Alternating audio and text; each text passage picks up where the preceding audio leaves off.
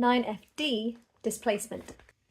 Now, we've been picking up a lot of keywords and phrases in these last few chapters, and so I think it's time for a quick run through. Okay, oxidation, when we add oxygen to a substance during a reaction. Oxidizing agent, something that adds oxygen into a reaction to help it react quicker.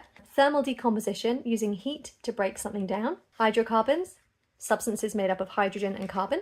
Exothermic reaction, the energy goes out. Endothermic reaction, the energy comes in. Sacrificial protection, when a metal sacrifices itself to stop another metal from rusting. Okay, got those? We're going to talk now about displacement reactions. In a displacement reaction, we will usually have an element and a compound reacting together, and what happens is something from the compound gets stolen by the element to make a new compound in the products. So for example, we might have aluminium plus iron oxide, so aluminium an element plus iron oxide a compound, and then when they react together we end up with aluminium oxide and iron. So iron's had the oxygen taken away from it and it's left all alone in the products. During this particular reaction, a lot of energy is transferred to the surroundings, so we know that it is an, yes, correct, exothermic reaction, and because it's an exothermic reaction it does tend to need a spark or something to set it off. So we might light a fuse or something. And during this reaction, the temperature increases so much that the iron actually comes out as molten iron. And there's a lovely dramatic picture of that in here.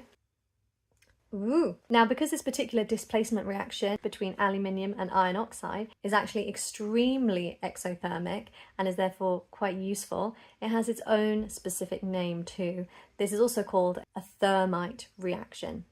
Add another keyword to your keyword list. We could use this thermite reaction to weld railway lines together. Another example of a displacement reaction in general is between zinc and copper sulfate. So in this reaction we end up with zinc sulfate and copper. Last thing to know about this is that with displacement reactions you can't go back the other way. Once it's done, it's done. The reason is because one of those metals is more reactive than the other one, and that will never change. And so once that more reactive metal has stolen that element to make its own compound, there's no going back.